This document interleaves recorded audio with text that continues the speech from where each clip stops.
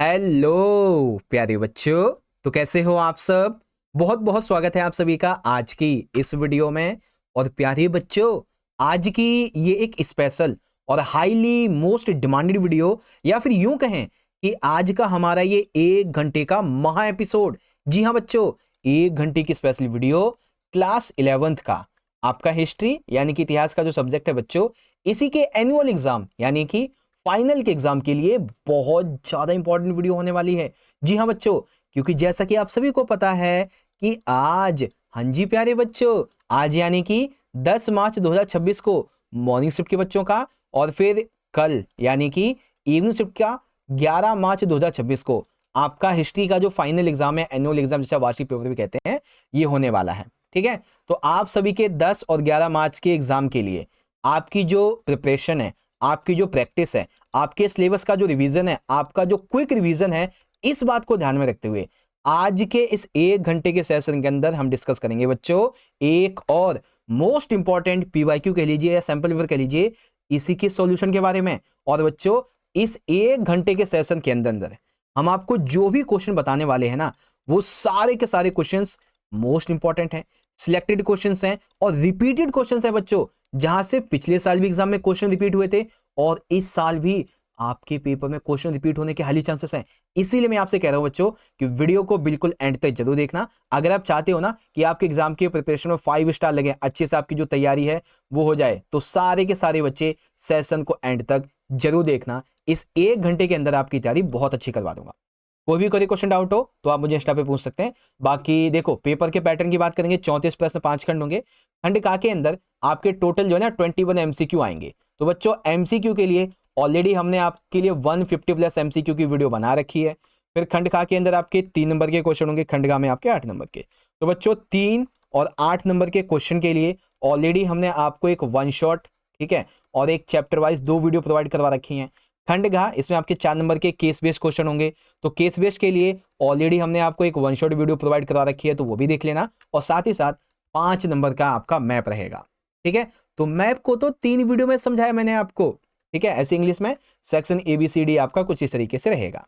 ठीक है, अब सुनो ध्यान से, जितनी भी वीडियोस हमने आपके लिए अभी तक अपलोड की हैं, चाहे वो आपके लिए इंपॉर्टेंट क्वेश्चन हो, पीवाईक्यू हो, मैप हो, हर एक वीडियो का लिंक आपको यहाँ पे आई बटन में मिल जाएगा। तो एक बार सारे बच्चे ना इस प्लेलिस्ट को जरूर चेक करना, आई बटन में जो प्लेलिस्ट है, क्योंकि वहां पर आपके फाइनल एग्जाम के लिए कम से कम 20 प्लस वीडियोस हैं। ठीक है ना, 20 से 25 वीडियोस हैं यहाँ पे, तो उसको चेक जरूर करना और ये देखना कि आपने कौन सी वीडियो देखी है, नहीं देखी है, मिस हो गई तो देख लेना।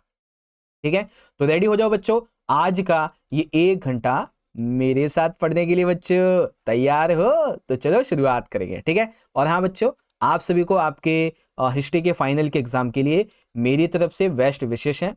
Wish you very very all the best आपके एग्जाम के लिए। अच्छे से एग्जाम करना है आप सभी ने, जितना आपको पढ़ाया उस मेहनत को अच्छे से आंसर शीट में उतार के आना है। ठीक है, तो चलो बच्चों स्टार्ट करते हैं आज के इस 1 घंटे के महासेशन को। तो चलिए शुरू करते हैं। तो यहां पे आप देख सकते हैं आज के इस सेशन का जो हमारा खंड नंबर का है, बहुविकल्पीय प्रश्नों का, वो शुरू हो चुका है। ठीक है, अब आप सभी बच्चे, जो भी आपको मैं 21 एमसीक्यू करवाऊंगा, आप सभी बच्चे इन एमसीक्यू क्वेश्चन का आंसर, जो बच्चे सेशन में ज्वाइन हैं वो लाइव चैट में आंसर करें, जो बाद में देख रहे हैं वो अपने मन ही मन आंसर करें। ठीक है, चलो शुरू करते हैं बिना देरी करते हुए। और देखो, एक तो हिंदी में यहां पे रहेंगे आपके, बाकी के इंग्लिश में भी यहां पे आपको मैं दिखा दूंगा। ठीक है, चिंता मत करो।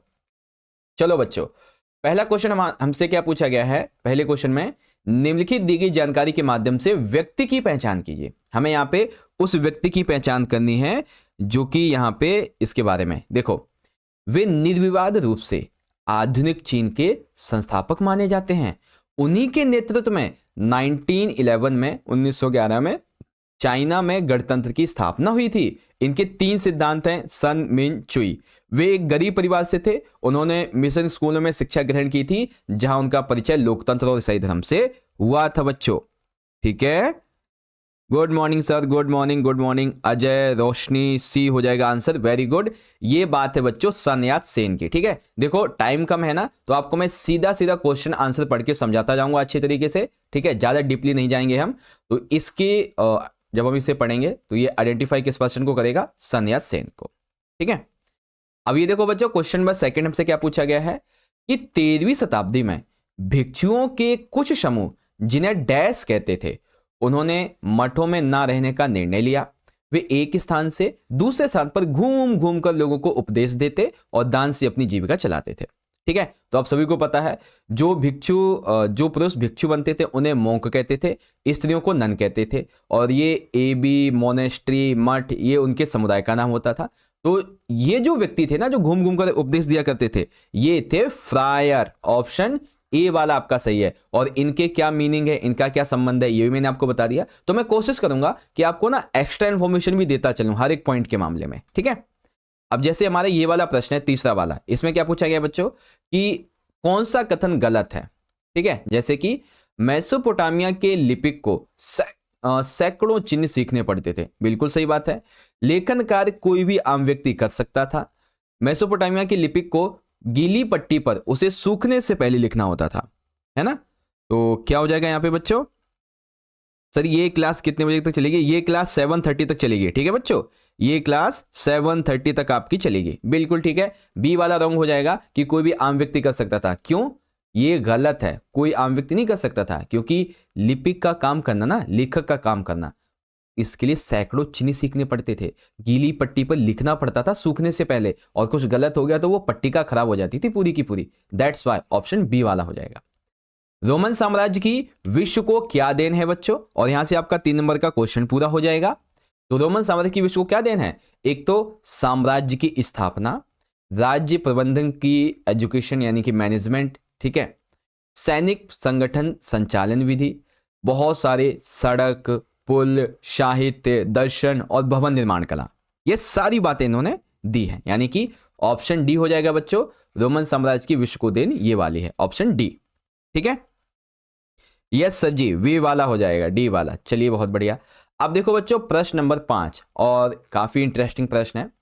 अभिकथन हमसे कहता है फ्रांस की परामर्शदात्री सभा, जिसे एस्टेट जनरल कहते थे, इसमें 3 सदन थे जो 3 वर्ग, पादरी वर्ग, अभिजात वर्ग और अन्य का प्रतिनिधित्व करते थे। ठीक है, फ्रांस की परामर्शदात्री सभा थी जिसे एस्टेट जनरल कहते थे, इसमें 3 सदन थे, पादरी, अभिजात और अन्य का प्रतिनिधित्व करते थे। कारण 1614 में बालक शासक लुई बारहवें के शासनकाल में एक फ्रांस की परामर्शदात्री सभा एस्टेट जनरल का अधिवेशन हुआ था। तो एक तरफ बताया गया है कि ये थी क्या, ठीक है, दूसरी तरफ बताया गया कि इसका अधिवेशन कब और क्यों करवाया गया था, है ना। तो यहां पे क्या बोलेंगे बच्चों, यहां पे ए वाला सही हो जाएगा, बिल्कुल ठीक है, बिल्कुल ठीक, ए वाला सही हो जाएगा, व्याख्या भी है आपकी। चलिए सही है। अब सेम इंग्लिश में असर्शन भी ठीक है, रीजन भी ठीक है, करेक्ट एक्सप्लेनेशन है, दैट इज वाई ये वाला हो जाएगा। क्वेश्चन नंबर 6, अब बड़े ध्यान से पढ़ना बच्चों, काफी इंपॉर्टेंट क्वेश्चन है। देखो क्या है, रोमन साम्राज्य में गणतंत्र यानी कि रिपब्लिक के बारे में निम्नलिखित कथनों को ध्यानपूर्वक पढ़िए। तो बच्चों रोमन साम्राज्य के गणतंत्र यानी कि रिपब्लिक के बारे में हमें बातें दी गई हैं, जैसे कि रोमन साम्राज्य में, रिपब्लिक में ऐसी शासन व्यवस्था थी जिसमें वास्तविक सत्ता सेनेट नामक निकाय के हाथों में थी। पावर किसके हाथ में थी? सेनेट के हाथों में। ठीक है, सेनेट में अभिजात का बोलबाला था। गणतंत्र 509 ईसा पूर्व से 2700 ईसा पूर्व तक चला था। इसी समय जूलियस सीजर के दत्तक पुत्र और उत्तराधिकारी ऑक्टेवियन ने उसका तख्ता पलट कर दिया, सत्ता अपने हाथों में ले ली और ऑगस्टस नाम से रोम का सम्राट बन बैठा। ठीक है, तो क्या इसमें से ये सारे राइट है या फिर कोई 1-2 गलत भी हैं? क्या राइट है? Very good, Pratap, mirror gaming, Bittu, Sandeep, Afsana, ठीक है, swag stream, Prince, Omkar, mister Faiz, Pravesh, Anamika, Purnima, Niranjan, very good. Option A वाला आपका सही हो जाएगा। ठीक है, ए वाला यहाँ पे सही हो जाएगा। और इसी तरीके से इंग्लिश में देखेंगे बच्चों, तो रिपब्लिक के बारे में जितनी भी बातें हमें दी गई हैं ये बिल्कुल सही हैं, और ये 3 नंबर में आएगा ना, तो जो मैंने आपको बताया बस वो लिख लेना है। ठीक है, क्वेश्चन नंबर 7, आप सभी को इसका आंसर पता होगा। सुनहरा गिरोह का गठन किसने किया था और रूस के स्टेपी क्षेत्रों पर राज किया? ठीक है, तो सुनहरा गिरोह का गठन किसने किया था? Good morning sir, good morning, unique girl, okay, हाँ बिल्कुल ठीक, जोची ने किया था। किसने किया था बच्चों सुनहरा गिरोह? गोल्डन हॉर्ड का जो बेसिकली इसका क्या नाम है फॉर्म था, किसने इसको फॉर्म किया था बच्चों? जोची ने। अब इसी में बच्चों मैंने अथवा ले लिया है, ठीक है। वैसे तो मैं आपको ये बता चुका हूं कि यह एक प्रारंभिक स्वरूप में वह नियम संहिता है जिसे चंगेज खान ने 1206 ईस्वी में क्रिलताई में लागू किया था। ये थी यास बच्चों, ठीक है। इसे चंगेज खान की विधि संहिता भी कहते हैं। Question number 8। अब 8 में मैं आपको थोड़ी एक दो चीजें और बताऊंगा। फ्लोरेंस की प्रसिद्धि में अहम योगदान किसका था? तो बच्चों एक तो थे दांते अलिघियारी, जिन्होंने अपनी कलम किस पे चलाई थी बच्चों? क्या बोलते हैं वो, धर्म के नाम पे। कलाकार जोटो, इन्होंने क्या किया था बच्चों? जीवित कला चित्र बनाए थे। तो यानी कि डी वाला हमारा जो है ना, ये वाला एकदम सही हो जाएगा, ठीक है। डी वाला हो जाएगा, वेरी गुड। क्वेश्चन नंबर 9 बच्चों ध्यान से देखो।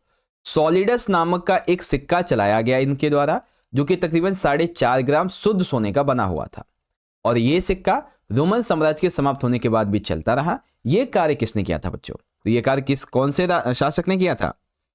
सर सी वाला हो जाएगा, रोशनी, यूनिगल, ठीक है, शीतल Tomar, Niranjan, very good.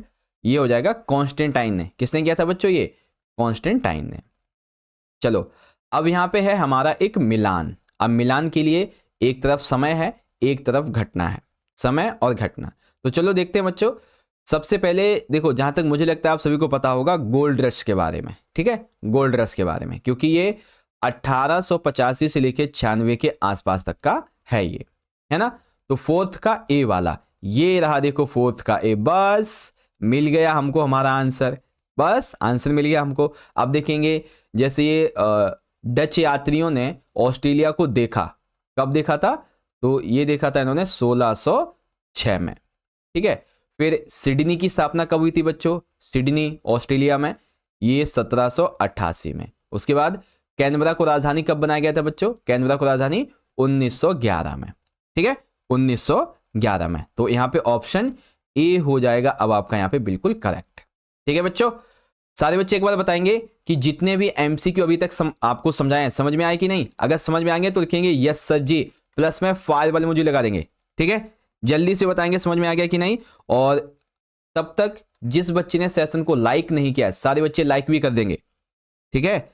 Yes sir जी, जी सर, जी सर, समझ गए, वेरी गुड वेरी गुड। चलो सेम इंग्लिश में देख लेंगे, एक तरफ टाइम है, एक तरफ इवेंट है, इसके हिसाब से ऑप्शन ए वाला करेक्ट होगा, ठीक है। Question number 11। अभी हम कोपरनिकस के बारे में पढ़ ही रहे थे। तो कोपरनिकस ने किस सत्य की घोषणा की थी बच्चों? ठीक है, कोपरनिकस ने किस सत्य की घोषणा की थी? इन्होंने कहा था कि पृथ्वी समेत सारे ग्रह सूर्य के चारों ओर चक्कर लगाते हैं, ठीक है। All planets including the earth revolve around the sun, ये इनकी घोषणा थी, ठीक है। कन्फ्यूशियसवाद के बारे में असत्य कथन का चयन कीजिए। चीन में प्रमुख विचारधारा रही थी कन्फ्यूशियसवाद। कन्फ्यूशियस और उनके अनुयायियों की शिक्षा को विकसित किया। इसका दायरा अच्छे व्यवहार, व्यावहारिक समझदारी, उचित सामाजिक संबंध, ये सिद्धांत थे। इसकी वजह से मीजो की पुनर्स्थापना हुई, ये गलत है। इसकी वजह से मीजो की पुनर्स्थापना कहना ये वाला गलत हो जाएगा, ओके। डी वाला गलत है 12th का, ये रहा। अब देखो क्वेश्चन नंबर 13 है। 1928 में समाज वैज्ञानिक लेवाइस मेरियम के निर्देशन में संपन्न हुआ एक सर्वेक्षण प्रकाशित हुआ, जिसका नाम था the problem of Indian administration. ध्यान से सुनिएगा बच्चों, 1928 में एक सामाजिक वैज्ञानिक थे, ठीक है, समाज वैज्ञानिक लेवाइस मेरियम। तो इनके निर्देशन में एक सर्वेक्षण प्रकाशित हुआ जिसका नाम था the problem of Indian administration. कारण क्या था? इस सर्वेक्षण के प्रकाशन में रिजर्वेंस में रह रहे मूल निवासियों की स्वास्थ्य एवं शिक्षा सुविधाओं की दरिद्रता का बड़ा ही दारुण चित्र प्रस्तुत किया गया था, ठीक है। तो मतलब कि यहां पे जो ए वाला है ये सही है। ये प्रकाशित कब और कैसे हुई थी और इसमें क्या था बच्चों? तो ये चीजें हैं, ठीक है। तो ऑप्शन इसका जो है ना ए बी ये ठीक हो जाएगा, मतलब यहाँ पे जो ना ए आर ठीक है, एक्सप्लेनेशन भी है, तो ए हो जाएगा। क्वेश्चन नंबर 14 बच्चों ध्यान से पढ़िएगा बच्चों, काफी ज्यादा इंपॉर्टेंट क्वेश्चन है। देखो इसमें क्या है, Moga.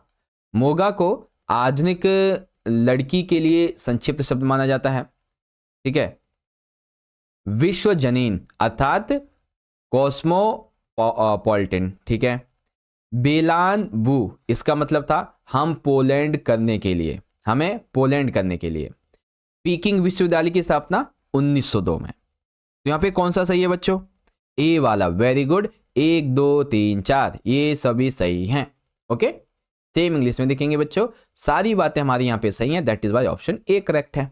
Okay, question number 15, Mesopotamia dash के पत्थर से शिलापट होते थे जिन पर अभिलेख उत्कीर्ण किए जाते थे। तो बच्चों मेसोपोटामिया में वो शिलापट किसके बने होते थे? जिसपे अभिलेखों को उत्कीर्ण किया जाता था।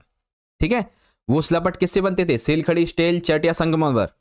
ओके, सारे बच्चे आंसर करते चलेंगे। वेरी गुड, वेरी गुड, बिल्कुल ठीक। संगमरमर कौन कह रहा है भाई? नहीं, संगमरमर नहीं, बिल्कुल भी नहीं। अभी तक यहाँ पे एक भी बच्चे का राइट आंसर नहीं आया, एक भी। सारे के सारे डी बोले जा रहे। बिट्टू आया, आया, राइट आंसर आया, राइट आंसर आया, वेरी गुड। ठीक है, संतोष बहुत बढ़िया, एकदम सही आंसर है। रोशनी अब आया सही आंसर।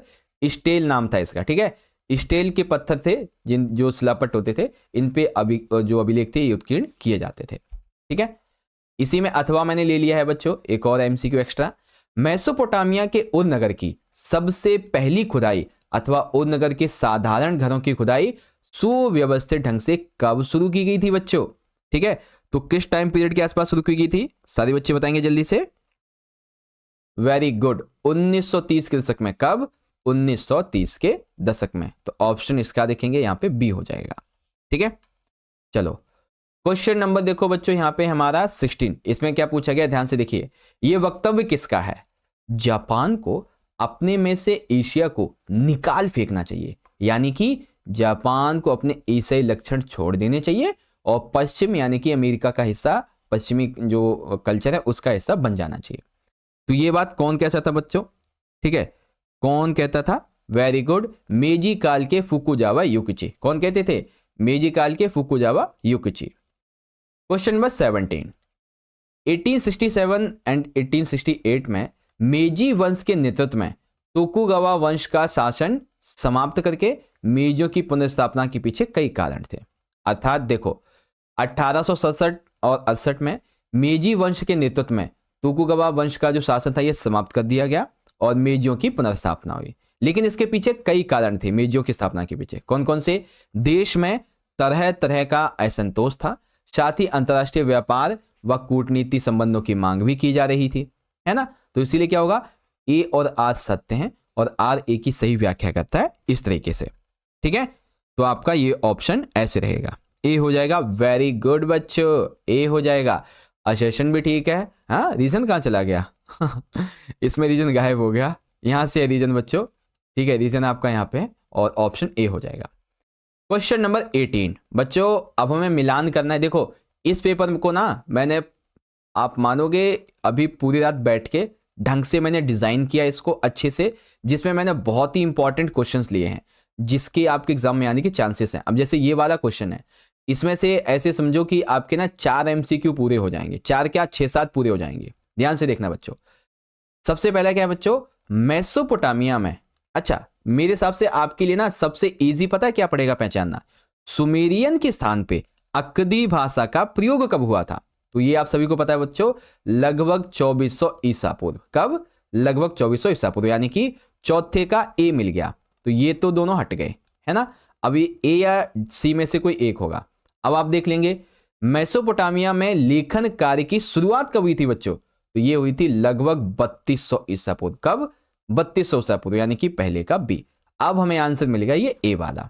तो दूसरे का सी है, यानी कि कीला का लिपि का प्रयोग कब हुआ था बच्चों? विकास कब हुआ था? लगभग 2600 ईसा पूर्व में, और लोहे का प्रयोग लगभग 1000 ईसा पूर्व के आसपास होने लगा था। ठीक है, दोबारा समझा देता हूं बच्चों। मेसोपोटामिया में लेखन कार्य की शुरुआत लगभग 3200 ईसा पूर्व में, तो पहले का बी। कीला काल लिपि का विकास 2600 ईसा पूर्व में, यानी कि दूसरे का सी। लोहे का प्रयोग 1000 ईसा पूर्व में, यानी कि तीसरे का डी। सुमेरियन की जगह अक्दी भाषा का प्रयोग फोर्थ का ए।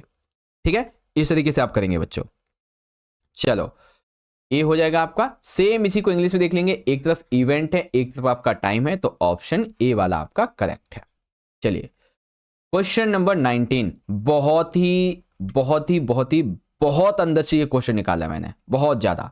बड़े ध्यान से इसको समझिएगा। देखो ईसाई मानवतावादी जैसे कि इंग्लैंड के डैश और हॉलैंड के डैश, इनका यह मानना था कि चर्च एक लालची और साधारण लोगों से बात बात पर लूट खसोट करने वाली संस्था बन गई है।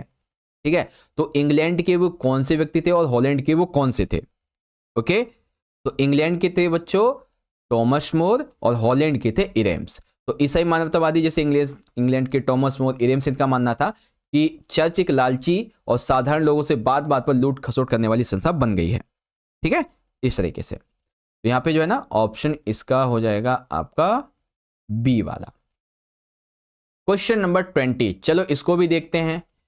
चरवाहे तथा अर्ध यायावर अपने हाथ में डैश आकार की झोपड़ियां, जिन्हें मैपालिया कहते थे, उठाए इधर इधर घूमते फिरते रहते थे। तो ये बेसिकली क्या है?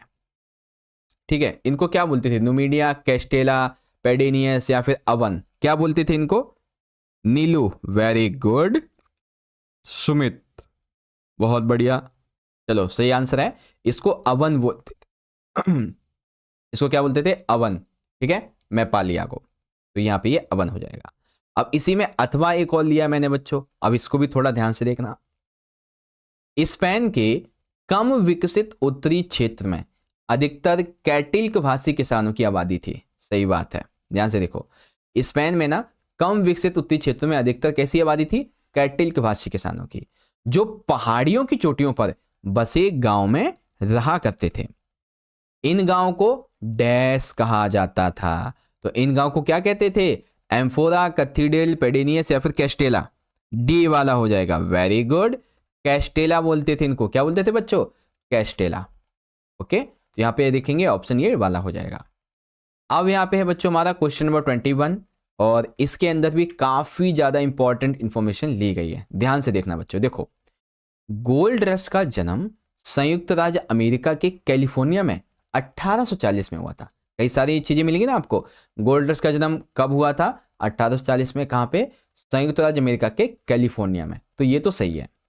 संयुक्त राज्य अमेरिका में रेलवे का काम 1870 में पूरा हुआ, और कनाडा की रेलवे का जो काम था वो 1885 में। ये भी सही है। 1807 में संयुक्त राज्य अमेरिका का अर्थतंत्र अविकसित अवस्था में था। सही है। 1890 में दुनिया का अग्रणी औद्योगिक शक्ति वो बन चुका था, यानी कि अमेरिका। ठीक है, तो ये भी सही है। दैट मीन्स ऑप्शन नंबर जो सी वाला है ये हमारा करेक्ट हो जाएगा। ठीक है, अब देख लेंगे यहाँ पे इसी तरीके से consider the following statements carefully. तो ये सारी बातें यहाँ पे सही हैं, और ये हमारा जो है ना ये सी वाला करेक्ट हो जाएगा। ओके, अब इससे पहले कि आपको मैं खंड खा करवाना शुरू करूं, एक बार सारे बच्चे बताओ कि 21 MCQ आउट ऑफ आपने कितने MCQ के राइट आंसर दिए? ठीक है, जल्दी से बताएंगे। और तब तक जिस बच्चे ने सेशन को लाइक नहीं किया, सारे के सारे बच्चे सेशन को लाइक भी कर देंगे और अपने सभी क्लासमेट्स में शेयर भी कर देंगे। ठीक है, तो मैप करा दीजिए बच्चों। मैप का लाइव बच्चों आएगा आपका, चिंता मत करो, मैप का लाइव आएगा। ओके, चलो मोस्ट ऑफ दी बच्चों के ना 18 और 19 प्लस ही हैं। चलो बहुत अच्छे, यही प्रिपरेशन होनी भी चाहिए आपके एग्जाम के लिए, है ना? ऐसी प्रिपरेशन होनी चाहिए। चलो अब शुरुआत करेंगे बच्चों खंड नंबर खा के। ठीक है, खंड नंबर खा रहेगा बच्चों लघु उत्तरीय प्रश्नों का। ठीक है, लघु उत्तरीय प्रश्न यानी कि 3-3 नंबर के 6 क्वेश्चन वाला। बड़े ध्यान से समझना, ये जो क्वेश्चन मैंने इस पेपर में लिए हैं ना, बहुत ही ज्यादा इंपॉर्टेंट है आपके लिए, बहुत ज्यादा। देखो पहला प्रश्न, मेजी पुनर्स्थापना के चरणों का उल्लेख कीजिए। तो मेजी पुनर्स्थापना के चरण क्या थे बच्चों, इसके बारे में हमें बताना है। तो देखो, मेजियों की पुनर्स्थापना के कारण क्या थे बच्चों? पहला कारण क्या था कि देश में विभिन्न प्रकार का असंतोष फैला हुआ था। अंतर्राष्ट्रीय व्यापार और कूटनीतिक संबंध जो थे इनकी मांग की जा रही थी, है ना? बेरोजगारी बहुत ज्यादा थी। ठीक है, काला बाजारी, भ्रष्टाचारी ये बहुत ज्यादा थी। तो ये जो असंतोष फैला था, इससे मेजी जो थे ये पुनर्जागरण इनका हुआ। मेजी जब आए सत्ता में तो इन्होंने एदो को राजधानी बना दिया और इसका नया नामकरण किया तोक्यो, जिसका अर्थ था पूर्वी राजधानी। ठीक है, मेजी सरकार ने फुकोकू क्योहो, ठीक है, फुकोकू क्योहो यानी कि समृद्ध सेना मजबूत सेना, इस नारे के साथ नई नीति का ऐलान किया, जिसके लिए उन्होंने जनता के बीच राष्ट्र की भावना का निर्माण करने और प्रजा को नागरिक की श्रेणी में बदलने की जरूरत महसूस की। ठीक है, यहाँ पे ये चीज है ना, ये थोड़ी एक्स्ट्रा इंफॉर्मेशन आपके लिए। सम्राट व्यवस्था, सम्राट व्यवस्था एक ऐसी व्यवस्था थी जिसमें सम्राट, नौकरशाही और सेना इकट्ठी सत्ता चलाते थे, और नौकरशाही सेना व इसके सम्राट के अधीन होती थी, ठीक है, यानी उसके प्रति उत्तरदायी होती थी। सम्राट को सीधे सीधे सूर्य देवी का वंशज माना गया तथा पश्चिमीकरण का नेता भी बनाया गया। सम्राट का जन्मदिन राष्ट्रीय छुट्टी का दिन बन गया, वह पश्चिमी अंदाज के कपड़े वगैरह पहनता था, ठीक है। तो इस तरीके से आपका ये वाला क्वेश्चन का आंसर है कि मेजियों की पुनर्स्थापना के चरण के क्या कारण थे। ओके, चलो अब इसका इंग्लिश मीडियम में मेंशन द फेसेस ऑफ मेजी रिस्टोरेशन। तो बच्चों ये सारे पॉइंट है जिसे आप पढ़ सकते हैं। क्वेश्चन नंबर 23, काफी इंटरेस्टिंग क्वेश्चन है बच्चों, ध्यान से देखो। सामंतवाद ने जीवन के न केवल आर्थिक बल्कि सामाजिक और राजनीतिक पहलुओं पर भी अधिकार कर लिया है, समझाइए कैसे। ठीक है, तो सामंतवाद अब केवल आर्थिक या सामाजिक तक ही नहीं बल्कि राजनीतिक तौर पे भी पहुंच चुका है। अब ये कैसे हुआ भाई, तो देखो सामंतीवाद व्यवस्था। सामंतवाद जर्मन शब्द फ्यूड से बना है जिसका अर्थ होता है भूमि का टुकड़ा। सामंतवाद एक तरह के कृषि उत्पादन को दर्शाता है जो सामंत और कृषकों के संबंध पर आधारित है। कृषक अपने खेतों के साथ साथ लॉर्ड के खेतों पर काम करते थे। कृषक लॉर्ड को सेवा प्रदान करते थे, बदले में लॉर्ड उनकी सैनिक सुरक्षा देते थे। इसके साथ साथ लॉर्ड के कृषकों पर व्यापक न्यायाधिकार भी थे। ठीक है, अब स्वतंत्र किसान जैसे कि भूमि को लॉर्ड के काश्तकार के रूप में देखते थे, श्रम अधिशेष, टैली नामक कर वगैरह ये देते थे। कृषिदास की बात कर लेंगे तो कुछ इस तरीके से है आपका, है ना। आर्थिक संदर्भ में सामंतवाद एक तरह के कृषि उत्पादन को इंगित तो करता ही था, लेकिन साथ ही साथ सामंत और कृषकों के संबंधों पर भी आधारित था।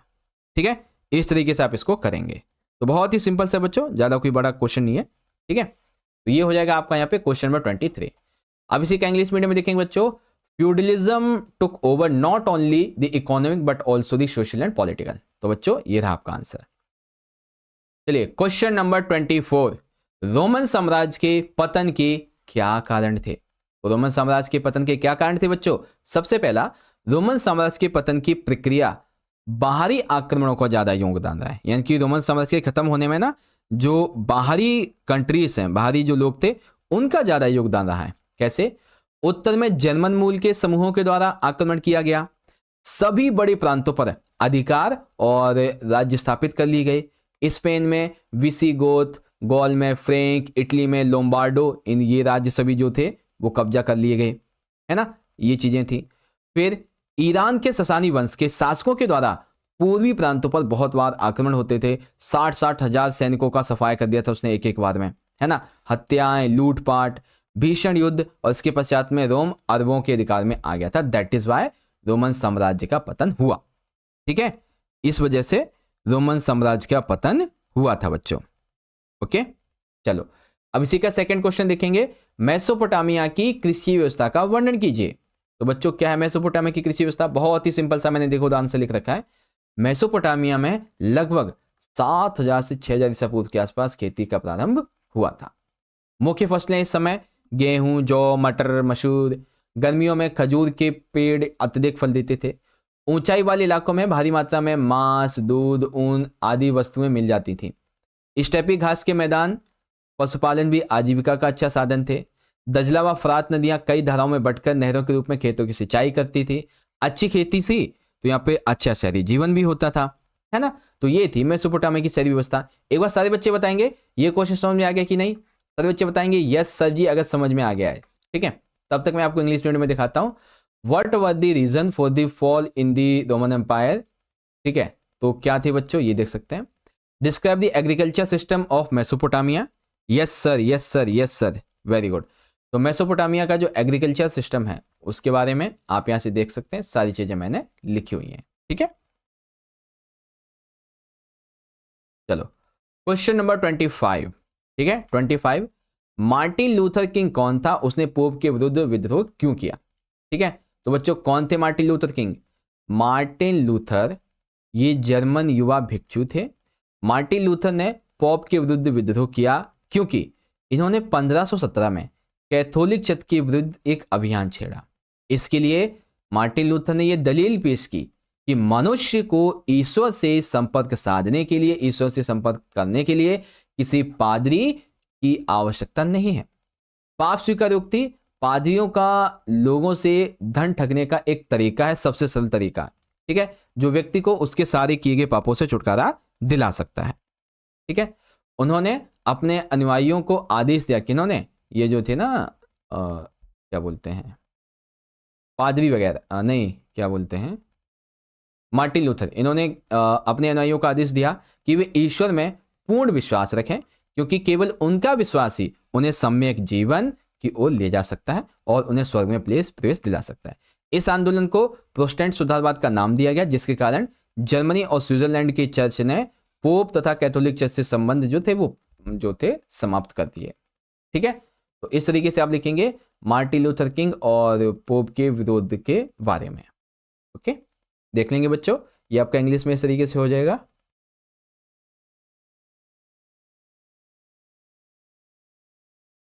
यस सर, चलो अब है क्वेश्चन नंबर 26। बहुत अच्छा प्रश्न है और ये आपका 8 नंबर में भी आ सकता है। मैं तो 3 नंबर में समझा रहा हूं, आ तो 8 में भी सकता है।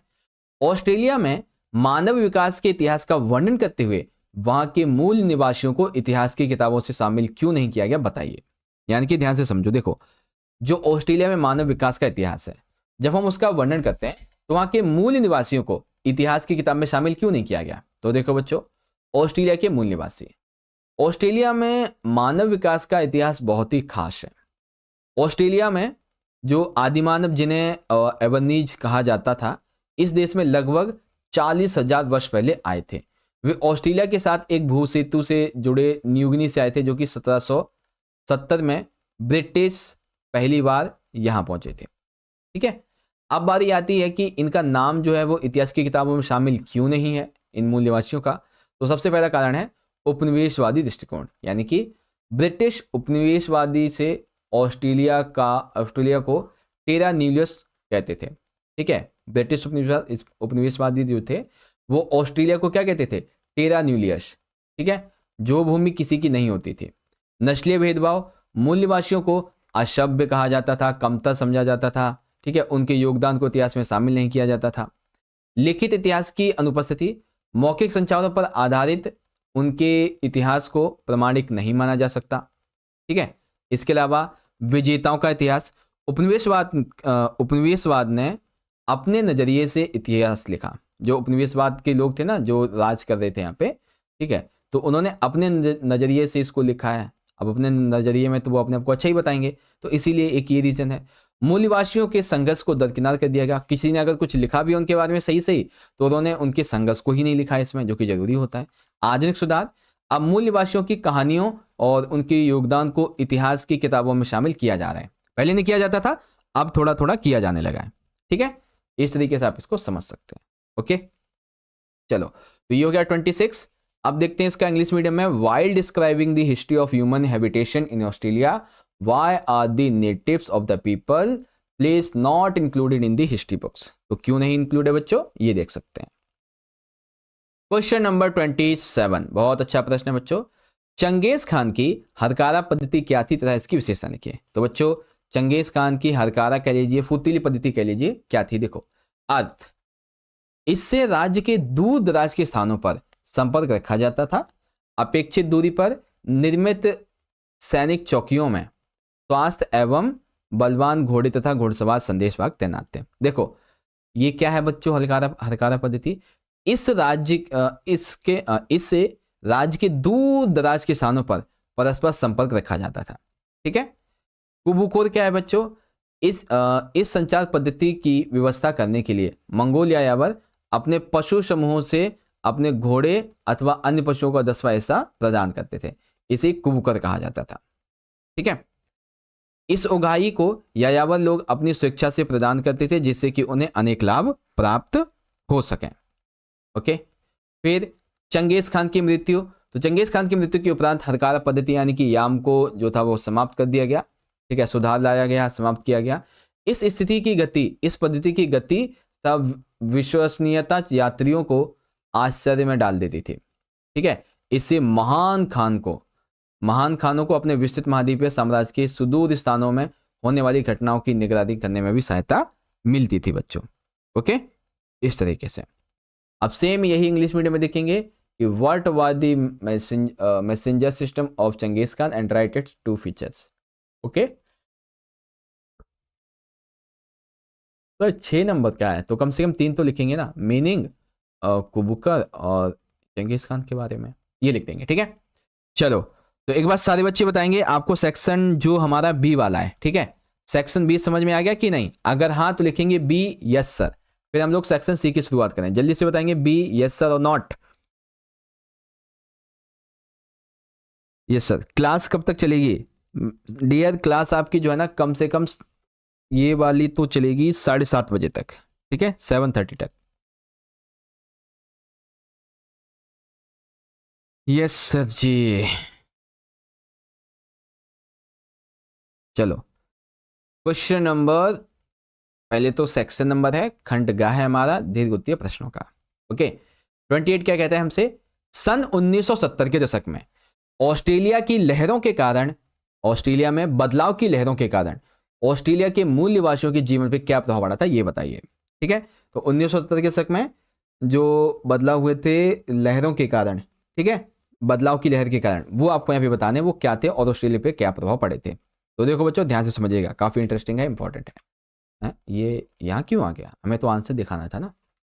देखो, ऑस्ट्रेलिया में बदलाव की लहर, ऑस्ट्रेलिया के मूल निवासियों को नए रूप में अब समझने की लोगों की चाहत जगनी शुरू हो गई।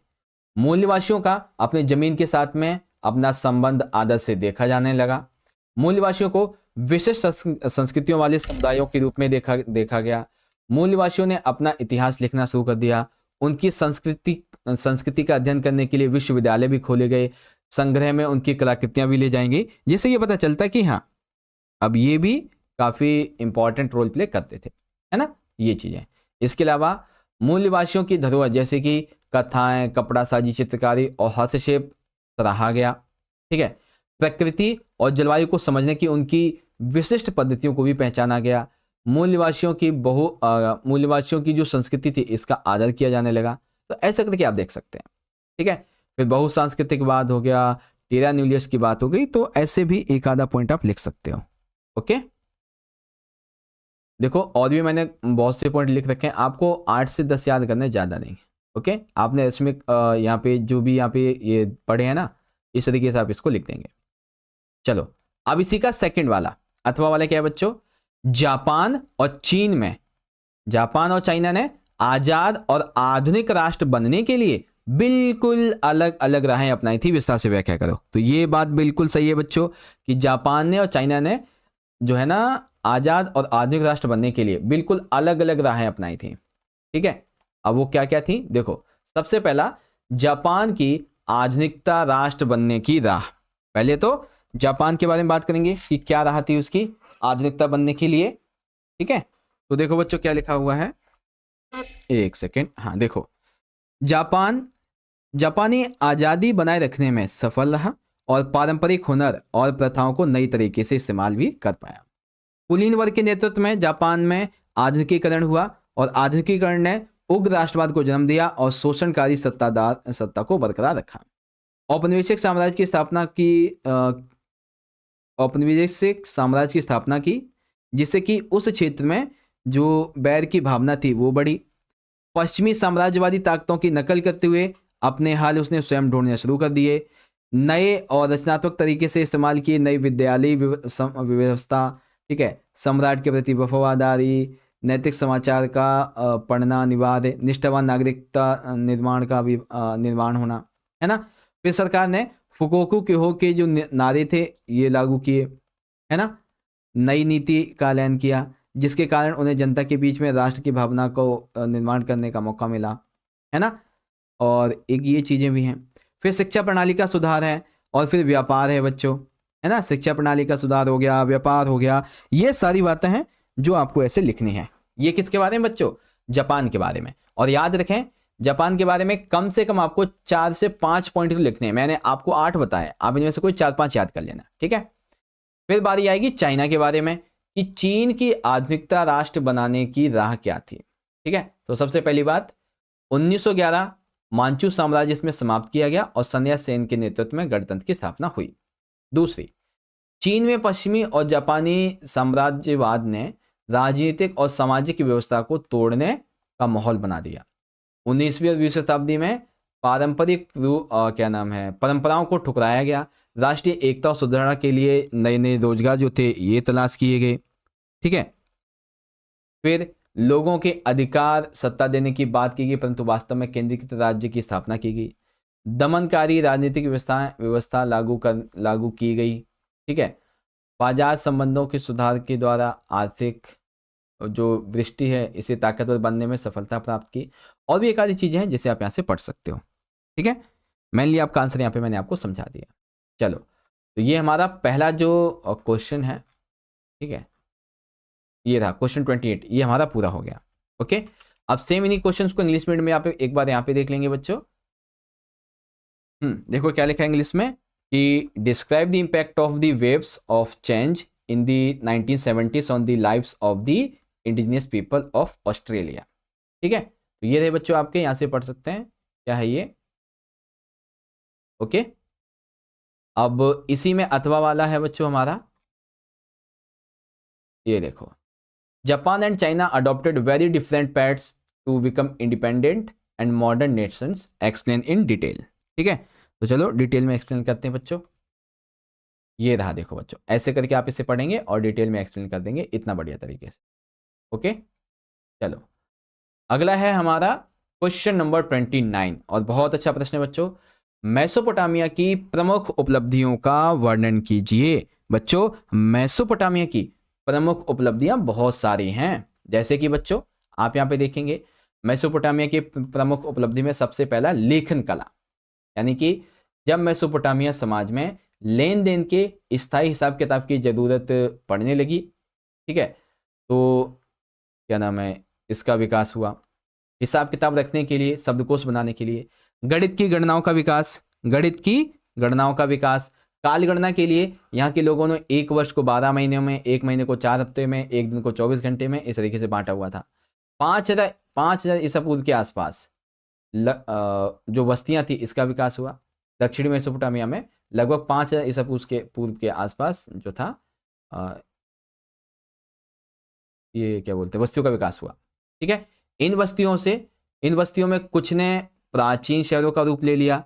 ये शहर कई तरीके के थे। पहले वे मंदिर के चारों ओर जो विकसित हुए, दूसरे वे जो व्यापार के केंद्र के रूप में विकसित हुए, और शेष बचे थे शहरी। फिर विवाह, उत्तराधिकारी मामलों में कानूनी दस्तावेजों का होना, एकल परिवार का आदर्श होना, ठीक है, मोहर एक शहरी संस्कृति, शहरीकरण का महत्व, तो शहरी जीवन तथा सामाजिक व्यवस्था, विद्यालय जैसी व्यवस्थाएं, बहुत कुछ यहाँ पे लिख सकते हैं आप। ठीक है, बहुत कुछ, लेकिन याद रखें आपको लिखना चैप्टर के मामले में, ये नहीं कि आपने अपनी मर्जी से लिख दिया। ठीक है, हाँ जी सर। चलो सेम इंग्लिश में, अच्छा इंग्लिश नहीं, अभी अगला क्वेश्चन है चंगेज खान के बारे में। ठीक है, 8 मिनट। हाँ, चंगेज खान कौन था, और चंगेज खान और मुसलमान मंगोलों का विश्व इतिहास में क्या स्थान है। चंगेज खान का और जो मंगोल है बच्चों, चंगेज खान और मंगोल, इनका विश्व इतिहास में क्या योगदान है ये हमें बताना है। ठीक है, चलो देखते हैं कैसे लिखेंगे। सबसे पहले चंगेज खान के परिचय के बारे में, तो आप सभी को पता है इसका जन्म लगभग 1162 ईस्वी में आधुनिक मंगोलिया में ओनोन नदी के निकट हुआ था। उसका प्रारंभिक नाम तेमुजिन था।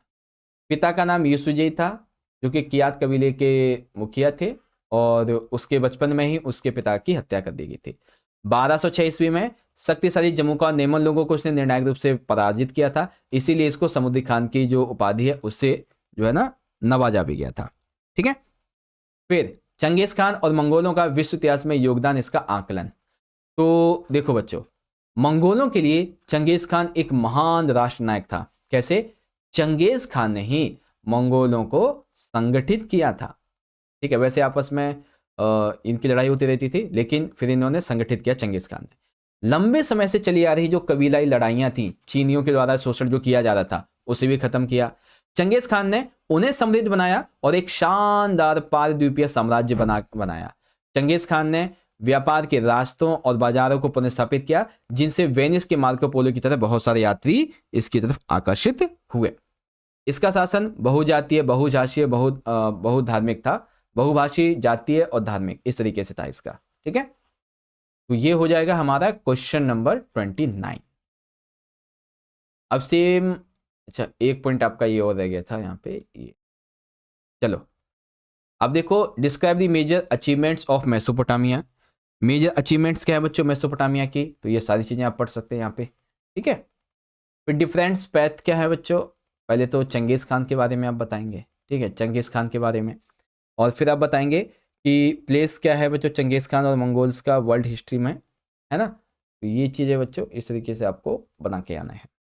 चलो, अब है क्वेश्चन नंबर 30। काफी अच्छा प्रश्न है बच्चों, ध्यान से समझें। देखो क्या कहा गया है, 14वीं शताब्दी के आरंभ में यूरोप को आर्थिक विस्तार धीमा पड़ गया। 14वीं शताब्दी के आसपास यूरोप का आर्थिक विस्तार धीमा पड़ गया। इसका समालोचनात्मक परीक्षण कीजिए। कैसे करेंगे परीक्षण, सिंपल सा पता है क्या है, जब बच्चों को लगता है ना कि समालोचनात्मक परीक्षण, अरे भैया अब कैसे लिखेंगे, ये शब्द आ गया, कुछ नहीं करना है, जो आपको आता है वो लिखना है, ठीक है, क्वेश्चन के बारे में। तो 14वीं शताब्दी के आरंभ में यूरोप को आर्थिक विस्तार धीमा पड़ने के कई कारण थे, जैसे कि 13वीं शताब्दी के अंत तक उत्तरी यूरोप में तेज ग्रीष्म ऋतु का स्थान ठंडी ग्रीष्म ऋतु ने ले लिया था, जिसकी वजह से फसल की पैदावार पे बहुत ही ज्यादा प्रभाव भी पड़ा था, ठीक है।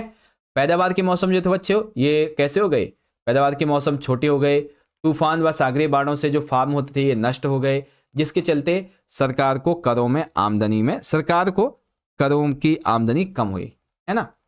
फिर पहले जो था गहन जुताई के लिए 3 क्षेत्रीय फसल चक्र से भूमि की उपजाऊपन क्षमता खत्म होने लगी। चरागाहों की कमी से पशुओं की संख्या कम होने लगी, ठीक है। जनसंख्या वृद्धि के कारण अपना संसाधन कम पड़ने लगे थे, है ना। और 1315-17 में यूरोप में भयंकर अकाल पड़ गया था।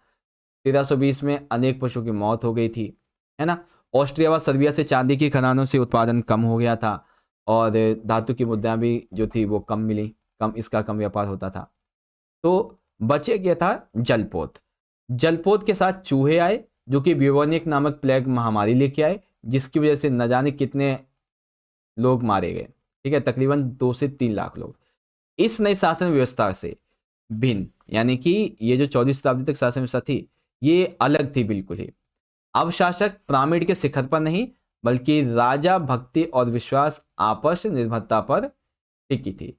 अब वह व्यापक दरबारी समाज और आश्चर्यता अनुयायी तंत्र का केंद्र बिंदु था बच्चों, ठीक है। तो इस तरीके आप इसको करेंगे और ये आपका हो गया क्वेश्चन 30। अब देखते हैं बच्चों इसका अगला प्रश्न जो कि है यहाँ पे ये वाला कि 17वीं सेंचुरी में यूरोपीय लोगों के लिए नई दुनिया के कई मायनों में उन्हें अलग दिखाई है ना, इस तरीके से। तो 17वीं शताब्दी में यूरोपीय लोगों के लिए दुनिया जो थी वो कई मायनों में उन्हें अलग दिखी। कैसे कैसे क्या क्या मायने थे जो कि उन्हें अलग दिखी बच्चों, देखो। सबसे पहले रोमन संस्कृति।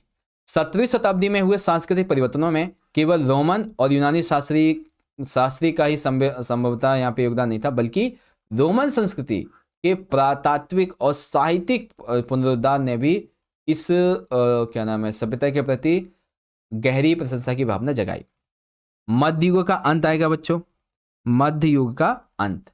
मध्यकाल में यह धारणा थी कि पृथ्वी ब्रह्मांड के प्रति स्थित है।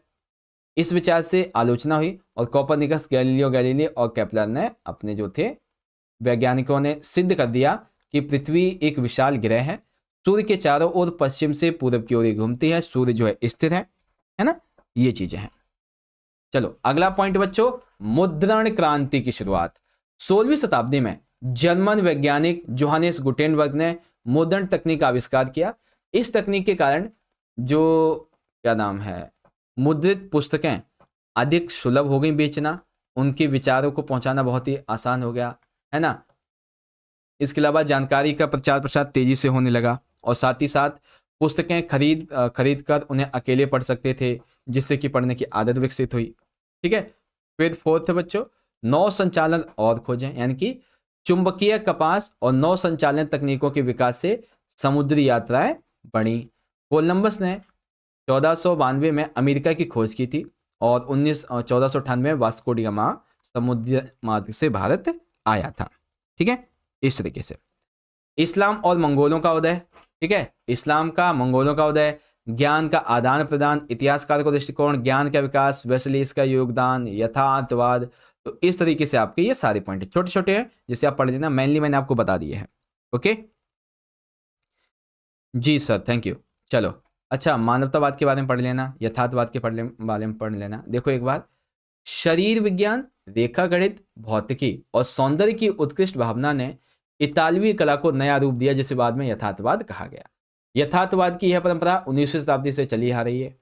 मानवतावाद, वह व्यक्ति विशेष जो सत्ता और दौलत की होड़ को छोड़कर अन्य कई माध्यमों से अपना जीवन का गुजारा करता हो, उसे कहते हैं।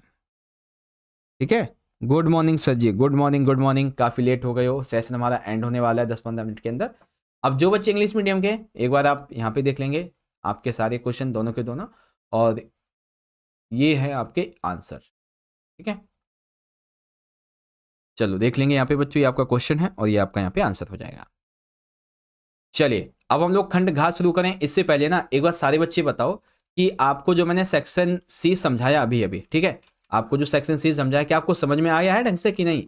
अगर समझ में आ गया तो लिखेंगे सारे बच्चे यस सर जी समझ में आ गया। ठीक है, सेक्शन सी यस सर जी, जल्दी से बताएंगे। ओके, और जिस भी बच्चे ने अभी तक सेशन को लाइक नहीं किया है, सारे बच्चे लाइक भी कर देंगे बच्चों, इस सेशन को ज्यादा से ज्यादा लाइक करेंगे सारे के सारे बच्चे। ओके, समझ में आया, समझ में आ गया, आ गया। चलो खंड नंबर घ डिस्कस करेंगे बच्चों। खंड नंबर घ जो कि रहेगा केस आधारित प्रश्न का। कैसा है बच्चों ये वाला हमारा? ये वाला है हमारा केस आधारित प्रश्नों का। तो इसमें है नए जनवाद की स्थापना 1949 से 65। ठीक है, 1949 से 65। ठीक है, चलो देख तो अच्छा एक काम करते हैं, हम ना कुछ एमसीक्यू डिस्कस करते हैं। ठीक है, कुछ एमसीक्यू डिस्कस करते हैं, फिर आपको मैं आगे के केस बेस कराऊंगा। ठीक है, कुछ एमसीक्यू डिस्कस करते हैं। चलो, ये कौन है बच्चा? शायरी की जा रही है चैटिंग में, है ना? रुक जाओ, ये लो शायरी बंद। देखो इसका आंसर करेंगे सारे बच्चे। इनका जन्म गरीब समुदाय परिवार में हुआ। 1860 में अमेरिका में पहले जापानी दूतावास में अनुवादक के रूप में रहे। उन्होंने अपने विचार क्लासिकी नहीं बोलने चाले के अंदाज में लिखे। पश्चिमी शिक्षा का प्रचार करने वाली संस्था मेरुकुसा संस्था के ये मुख्य सदस्यों में से एक थे। ठीक है, तो कौन सा इसमें से सही आंसर है? एक बार सारे बच्चे आंसर करेंगे, जितने भी बच्चे सेशन में ज्वाइन है। ठीक है, 90+ बच्चे वॉचिंग पे हैं। म्यारा खान, ठीक है, मायरा खान सी हो जाएगा। ओके, सारे बच्चे आंसर करेंगे। मानसी पांडे ठीक हो जाएगा, सी, वेरी गुड। प्रिंस सी हो जाएगा, दीक्षा का सी है। ठीक है, नबील मंसूरी सी हो जाएगा। बिट्टू एफएफ, ठीक है, सी हो जाएगा। और नीलू सी, प्रताप सी, वीर सी हो जाएगा, सुमन का सी, अनामिका सी, ठीक है, पूर्णिमा, रोशनी। ठीक है, चलो, टाइगर, प्रवेश, अनमोल, संतोष, अजय, प्राची, ब्यूटी, संतोष। ठीक है, मोस्ट ऑफ द बच्चों ने सही आंसर किया है, मेजी काल के फुकुजावा युकिचिका। ठीक है, अब ये वाला बताओ बच्चों मुझे, सेकंड क्वेश्चन, कि प्रौद्योगिकी के क्षेत्र में एक युगांतकारी परिवर्तन आया जो शहरी अर्थव्यवस्था के लिए अत्यंत उपयुक्त साबित हुआ, वह क्या था? ठीक है, तो प्रौद्योगिकी क्षेत्र में एक युगांतकारी परिवर्तन आया था जो कि शहरी अर्थव्यवस्था के लिए बहुत ही उपयुक्त कार्य साबित हुआ था। वो क्या था बच्चों? ठीक है, वो क्या था? बी वाला कांसे के औजार? नहीं, कांसे के औजार नहीं, संतोष। ए हो जाएगा कुम्हार के चाक का निर्माण। वेरी गुड, क्या था बच्चों? कुम्हार के चाक का निर्माण। और इसको अभी रहने दो, इसको भी रहने दो। हाँ, ये एक बार मठ देख लो बच्चों, आपके प्रसिद्ध मठ कौन कौन से हैं? एक तो है सेंट बेनेडिक्ट जो कि इटली में है, एक है क्लूनी जो कि बरगंडी में है, और ये किस देश में बने थे वो भी आप यहाँ पे देख सकते हो। ओके, हाँ, तो डी वाला इसका आपका आंसर हो जाएगा। ओके, चलो अब देखेंगे, ये रहा बच्चों हमारा प्रश्न नंबर 6। ध्यान से देखना बच्चों, क्या है कि इटली के पादुआ विश्वविद्यालय में मानवतावाद कब पढ़ाया गया था बच्चों? सन 1300 ईस्वी में। फ्लोरेंस में विश्वविद्यालय की स्थापना कब हुई? 1349 में। गुटेनबर्ग ने विभाज्य टाइप से बाइबल का प्रकाशन कब किया? 1454 में। लियोनार्डो दा विंची ने द लास्ट सफर, अंतिम भोज का चित्र कब बनाया? कब बनाया बच्चों ये चित्र? ये 1495 में। ठीक है, तो कौन सा हो जाएगा? Very good, very good, very good, बहुत बढ़िया, बहुत बढ़िया। ऑप्शन ए वाला करेक्ट है। ठीक है, इसी तरीके से इंग्लिश में देख लेंगे, ऑप्शन ए हो जाएगा। चलो अब यहाँ पे क्वेश्चन नंबर 31, नए जनवाद की स्थापना। ठीक है, नए जनवाद की स्थापना, तो पहले से पढ़ेंगे फिर इसको सॉल्व करेंगे। देखो क्या लिखा हुआ है, पीपुल्स रिपब्लिक ऑफ चाइना की सरकार 1949 में कायम हुई। यह लोकतंत्र के सिद्धांतों पर आधारित थी। सर्वहारा की तानाशाही जिसे कायम करने का दावा सुवी संघ का था, से भिन्न नया लोकतंत्र सभी सामाजिक वर्गों का गठबंधन था। अर्थव्यवस्था के मुख्य क्षेत्र सरकार के नियंत्रण में रखे गए थे और किसी कारखाने और भूस्वामित्व को धीरे धीरे खत्म किया गया। ठीक है, यह कार्यक्रम 1953 तक चलता रहा, जब 1953 तक चलता रहा जब सरकार ने समाजवादी बदलाव के कार्यक्रम की शुरुआत करने की उद्घोषणा की। 1958 में लंबी छलांग वाले आंदोलन, याद रखिएगा लंबी छलांग वाले आंदोलन, ठीक है, 1958 में इस नीति के जरिए देश का तेजी से औद्योगिकरण करने की कोशिश की गई। लोगों को अपने घरों के पिछवाड़े में इस्पात की भट्टियां लगाने के लिए प्रोत्साहित किया गया। ठीक है, ग्रामीण इलाकों में पीपुल्स क्या नाम है, कम्यून्स थे, जहां लोग इकट्ठे जमीन के मालिक थे, उनको मिलजुल कर फसल उगाने को कहा गया, है ना। ये कुछ बातें हैं बच्चों। और इस तरीके से अब क्वेश्चन देखेंगे। क्वेश्चन है, पीपुल्स रिपब्लिक ऑफ चाइना की सरकार कब कायम हुई थी? 1949 के नए लोकतंत्र के सिद्धांतों पर। लंबी छलांग वाला आंदोलन कब और क्यों शुरू हुआ था बच्चों? तो 1958 में यह आंदोलन शुरू हुआ था। किसके लिए? देश के तेजी से औद्योगिकरण के विकास के लिए। ठीक है, लेकिन बिना किसी भ्रष्टाचार वगैरह के। ओके, एग्जाम्पल, लोगों को अपने घरों के पिछवाड़े में इस्पात की भट्टियां लगाने के लिए प्रोत्साहित किया गया। ग्रामीण इलाकों में पीपुल्स कम्यून्स, जब लोग इकट्ठे जमीन के मालिक थे और मिलके फसल उगाते थे, शुरू किए थे। ठीक है, फिर सर्वहारा की तानाशाही से क्या अभिप्राय है? इसका सर्वप्रथम उपयोग किसने किया था बच्चों? तो देखो, यह शब्द कार्ल मार्क्स के द्वारा प्रयोग किया गया था, जिसमें यह बल दिया गया था कि अमीर वर्ग की दमनकारी सरकार को श्रमिक वर्ग की क्रांतिकारी सरकार प्रतिस्थापित कर देगी और यह मौजूदा अर्थ में अत्यधिक अधिनायक तंत्र नहीं होगा, है ना, इस तरीके से। तो ये है बच्चों आपके इसके आंसर, जिसे आप पढ़ सकते हैं। फिर हमारा ये वाला इंग्लिश में हो जाएगा, establishment of new democracy 1949 to 65। Okay, और इसके सारे क्वेश्चंस एक ही बार में देख सकते हैं। अगला है बच्चों हमारा क्वेश्चन नंबर 32, मोहर एक शहरी शिल्प कृति। क्या है? मोहर एक शहरी शिल्प कृति। चलो इसके क्वेश्चन देखेंगे। भारत में प्राचीन काल में मोहरें किस पदार्थ से बनाई जाती थी बच्चों? तो भारत में प्राचीन काल में जो मोहरें थी, आप देखेंगे तो जो है ना, पत्थर से बनाई जाती थी। किससे थे? पत्थर से बनाई जाती थी। ठीक है, तो ये रहा। मोहरों पर क्या लिखा हुआ होता था बच्चों? मोहरें जो हुआ करती थी ना, इन पे क्या लिखा होता था? तो मोहरों पे देखो क्या लिखा होता था, मालिक का नाम, उसके इष्ट देवता का नाम, उनकी पदीय स्थिति, ये सारी चीजें, है ना। तो ये सारी चीजें आप यहाँ पे देख सकते हैं। वे अत्यंत कुशल कारीगरों के द्वारा उकेरी जाती थी और कभी कभी उनमें ऐसे लेख होते थे जैसे कि मालिक का नाम, उसके इष्ट देवता का नाम और उसकी पदीय स्थिति, इस तरीके से। ठीक है, चलो अब इसमें है अगला, किस प्रकार मुद्रा सार्वजनिक जीवन में नगरवासी की भूमिका को दर्शाती है?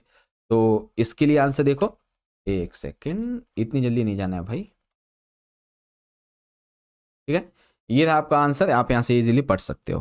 ठीक है, चलिए सर, होम साइंस की वीडियोस कब आएंगी? होम साइंस की वीडियो आज से ही आ जाएगी बच्चों, आपकी चिंता मत करो, आज से वीडियोस आनी शुरू हो जाएंगी। फिर यहाँ पे ये हो गया आपका। अब इसका इंग्लिश मीडियम में देख लेंगे बच्चों, सील एंड अर्बन आर्टिफैक्ट। ठीक है, सील एंड अर्बन आर्टिफैक्ट, यहां से पढ़ सकते हो। ओके, ये रहे आपके क्वेश्चंस।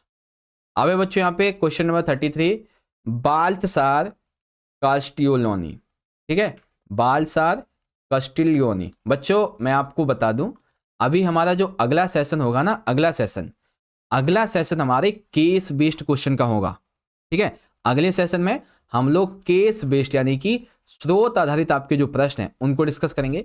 कुल आपको मैं 15 ऐसे केस बताऊंगा, 15 ऐसे सोर्स बेस्ड क्वेश्चन बताऊंगा जहां से कि आपके एग्जाम में क्वेश्चन बन सकता है। ठीक है, तो आप सारे बच्चे उस सेशन को भी जरूर से ज्वाइन करना अगर आप चाहते हो कि आप अपनी एग्जाम की तैयारी को बहुत अच्छा करो। ठीक है, जरूर से सारे बच्चे ज्वाइन कीजिएगा।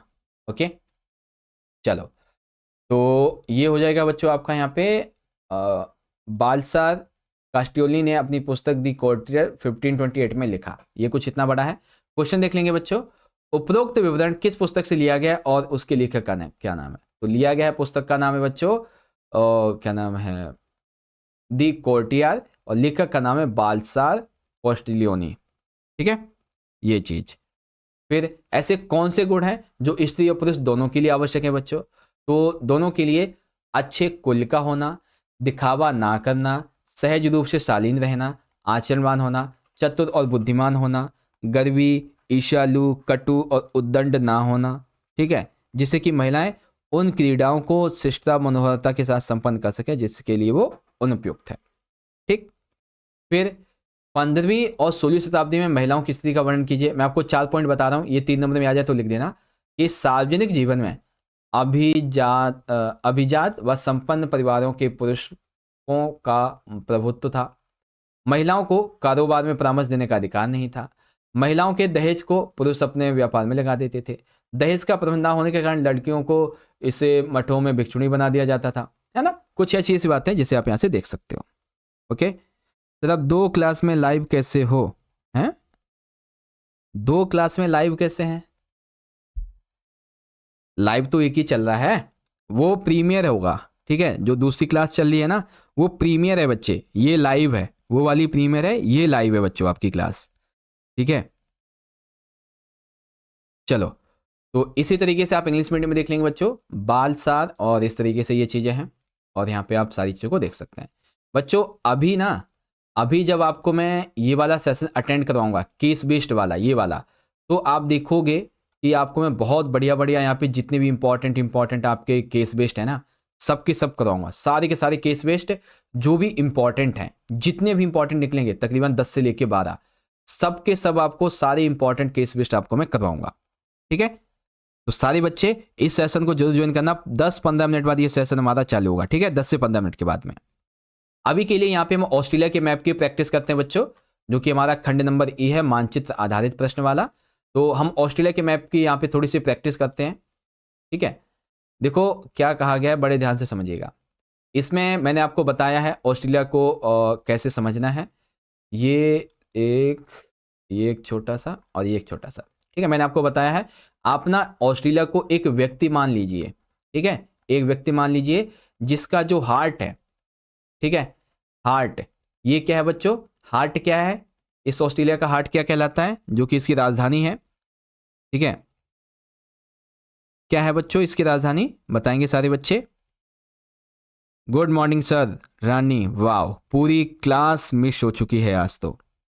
कैनबरा, हरनाम सिंह, ठीक है, कैनबरा, राजधानी का नाम कैनबरा। इसको मुझे यहाँ लिखना पड़ेगा, एक मिनट छोटा कर देता हूँ ना। हाँ देखो क्या है बच्चों, कैनबरा। ठीक है, ये कैनबरा हो जाएगा। अब बच्चों इसका राइट हैंड बताओ, इस व्यक्ति का राइट हैंड क्या है, इस मैप के हिसाब से व्यक्ति का राइट हैंड क्या है। गुड मॉर्निंग सर जी, good morning good morning good morning, and काफ़ी लेट भी हो गए हो। चलो बताएंगे, पर्थ है, वेरी गुड, ये है हमारा पर्थ। इसका हेड क्या है, ऑस्ट्रेलिया का हेड क्या है बच्चों, ऑस्ट्रेलिया का हेड क्या है, शुभम, हेड क्या है ऑस्ट्रेलिया का, डार्विन, वेरी गुड, क्या है बच्चों, डार्विन। ये क्या लिख दिया, डार्विन, ओके, डार्विन। फिर कैनबरा के पास में यहाँ पे एक और जगह है। ठीक है, एक और जगह है जो कि दूसरी राजधानी बनी थी, कैनबरा के बाद में दूसरी राजधानी ये बनी थी, तो उसका क्या नाम है बच्चों, उसका क्या नाम है, ओके, कॉर्थेज नहीं, कॉर्थेज भी नहीं, सिंधी भी नहीं, ओके, सिडनी भी नहीं। ठीक है, कैनबरा और ये सिडनी है आपका। ठीक है, ये क्या है, सिडनी। बाकी यहाँ पे आपका जो है ना क्या नाम है, एल्डिडोड हो जाएगा, और यहाँ पे आपका मेलबर्न हो जाएगा। ठीक है, एल्डिडोड और मेलबर्न। आपको ना भरा हुआ मैप भी दिखा देता हूँ। ये देखो बच्चों, ऑस्ट्रेलिया, इसका जो हार्ट है कैनबरा है, ये सिडनी है, ये डार्विन, ये पर्थ, और ये मेलबर्न, ये एल्डिडोड।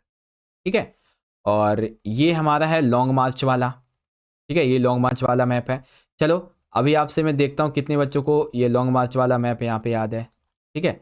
चलो बच्चों यहाँ पे बताओ मुझे, ये जो 4 नंबर है ना, इसमें से मुझे आप सारे बच्चे ये बताओ कि ये नान कितने नंबर पे है, ठीक है। ये नान कितने नंबर पे है, देखते हैं कितने बच्चों को पता है ये नान कौन से नंबर पे है। देखो एक ये नान है, ठीक है, और एक यूनान है, ओके। तो ऊपर वाला कौन से नंबर पे है, ये नान कौन से नंबर पे है, ओके। ये नान है यहाँ पे 2 नंबर पे, okay. Just let me check, हाँ ठीक है। ये ना इसमें आधा ना नहीं आएगा, ठीक है, आधा ना नहीं आएगा। और ये ना नंबर 4 है आपका यहाँ पे, ये इसका लिए इसके लिए नंबर 4 है, तो ये 4 नंबर पे होगा, ठीक है। 4 नंबर पे आपका ये नान होगा, 4 नंबर पे, कितने पे, 4 पे। अब यूनान कितने नंबर पे ये बता दो, अब बताओ यूनान कितने नंबर पे है। मैंने देखा था बहुत सारे बच्चे आंसर कर रहे थे, है ना, ओके। जल्दी से बताएंगे, ओके ओके ओके, ठीक है। तो यूनान जो है ना ये 2 नंबर पे होगा, ठीक है, यूनान 2 नंबर पे। अब जो हमारा ये 1 नंबर पे इसका नाम क्या है, 1 नंबर पे जो है इसका नाम क्या है, नाम बताओ आप मुझे। अब आप नाम बताओ मुझे इसका नाम क्या है, ठीक है। मैंने आपको बता दिया था मैप में, तो नाम बताओ इसका क्या है बच्चों, जल्दी से, ओके। ठीक है, सुमित गौतम पिंकिंग, वेरी गुड। एक बच्चा है यहाँ पे नबील मंशूरी, मारी नहीं सर, नाम भूल गया, प्रताप चलो कोई बात नहीं। तो ये क्या है बच्चों, पीकिंग है, क्या है, ये है पीकिंग। और सबसे नीचे तीसरे नंबर पे क्या है बच्चों, जूचिन, ओके।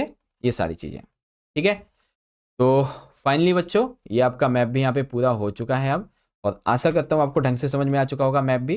तो इस तरीके से बच्चों हमारा 10वां सैंपल पेपर यहाँ पे पूरा हो गया। और इसी के साथ ही साथ आप एक चीज़ और देखें, मैंने आपको पेपर नंबर 1 के अंदर भी बहुत सारे एमसीक्यू वगैरह करवा रखे हैं जो कि काफ़ी ज़्यादा इंपॉर्टेंट है, और 3-3 नंबर के क्वेश्चन भी बहुत इंपॉर्टेंट आपको मैंने करवा रखे हैं, है ना। जैसे कि आप ये देखेंगे बच्चों कि चीन में गणतंत्र की स्थापना किस प्रकार हुई, सन्याल सेन कौन थे और उनके सिद्धांतों का वर्णन कीजिए, ठीक है। तो क्या है ये सारी चीज़ें, यूनान और रोमवासी की पारंपरिक धार्मिक संस्कृति बहुदेवादिक थी, कैसे थी ये समझाइए, तो ये भी आपको समझाया हुआ है मैंने अच्छे तरीके से।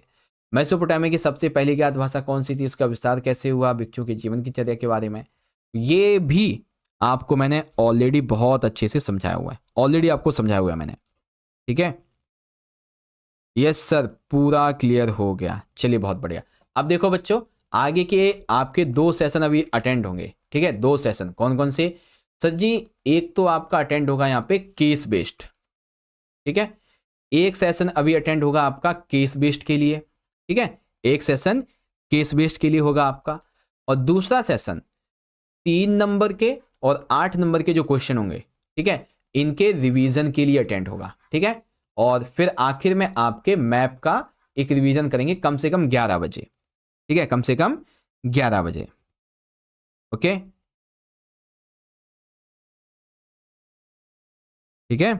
Sir please listen to me, Naina Sheikh, क्या कहना चाहते हो डियर आप। तो दूसरी क्लास 8:30 पर लेना, नहीं दूसरी क्लास 7:30 पे होगी, बहुत सारी क्लासेस हैं अभी आपकी, ठीक है। रानी थोड़ा जल्दी जल्दी सर, ओके ओके। सही, लास्ट वाला क्वेश्चन बता दो एक बार फिर से, ओके सर जी, bye bye, thank you so much sir. Last वाला क्वेश्चन कौन सा कह रहे हैं, 8 नंबर में कह रहे हैं या फिर ये आप बता रहे हो क्या बोलते हैं मैप में, ओके। तो दोनों सेशन अब 8:30 के बाद ही लेना प्लीज़। देखो 8:30 के बाद में लेंगे तो टाइम बहुत ज़्यादा बढ़ जाएगा, इसीलिए सेशन तो देखो आपका उसी टाइम होगा, ठीक है, सेशन आपका उसी टाइम होगा। 8 मार्क्स का आखिरी question, just let me check कौन सा है, नहीं ये नहीं, इस वाले में है, नहीं नहीं इसी में ही है, इसी में ही है, ठीक है। 8 मार्क्स का आखिरी क्वेश्चन,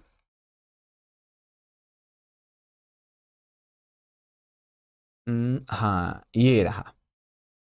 ये 17वीं सेंचुरी में यूरोपीय लोगों के लिए दुनिया अलग कैसे दिखाई दी थी, ये वाला ना, ये वाला कह रहे बच्चे आप, 17वीं सेंचुरी में यूरोपीय लोगों के लिए दुनिया अलग कैसे दिखाई दी उन्हें?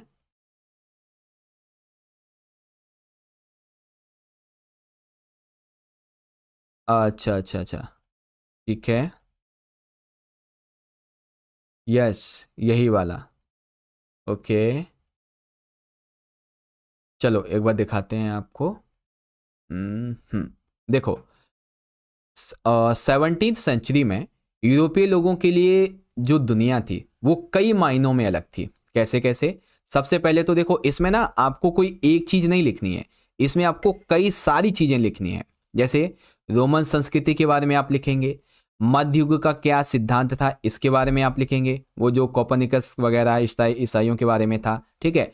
मुद्रण की क्रांति की शुरुआत कैसे हुई थी उसके बारे में लिखेंगे, नौ संचालन की खोजों के बारे में लिखेंगे, इस्लाम और मंगोलों का प्रभाव क्या पड़ा इसके बारे में, ज्ञान का आदान प्रदान, इतिहासकार का दृष्टिकोण, ज्ञान का विकास, वेस्लिस का योगदान, यथार्थवाद, मानवतावाद, ऐसे बहुत सारे टॉपिक हैं जो आपको इसके अंदर लिखने हैं।